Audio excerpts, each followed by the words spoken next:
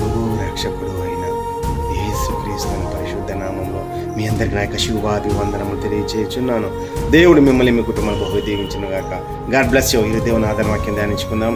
మత్తయి సువార్త 5:37 మీ మాట అవునంటే అవును, కాదంటే కాదు అని ఉండవలను. వీటికి మించినది దుష్టు నుండి పుట్టునది. ప్రభువుని ప్రేమైన వర్లరా, ఈ కృపాకాలంలో మారు మనసు పొంది బాప్తిస్టులు తీసుకొని యేసయ్య బిడ్డలమని చెప్పుకుంటూనే నీ మాట ఎలా ఉంది? ఈరోజు నోటి నిండా అబద్ధాలే మాట్లాడుతున్నావా? నోటి నిండా సాడీలే చెప్తున్నావా?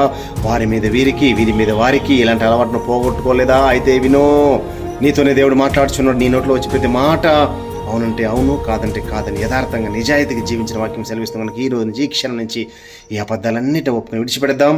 ప్రభు యందు నమ్మకంగా జీవిద్దాం, యథార్థంగా జీవిద్దాం, సహోదరిని ప్రేమిద్దాం, క్రీస్తు ప్రేమను పంచిపెడదాం, అనేక మందికి శివార్తను ప్రకటిద్దాం. కొంతమందినైనా అగ్నిలో లాగినట్లాగా దేవుడికి అప్పగిద్దాం. భలే మంచి దశను పిచ్చుకుందాం, నిజాలే మాట్లాడదాం. Praise the lord.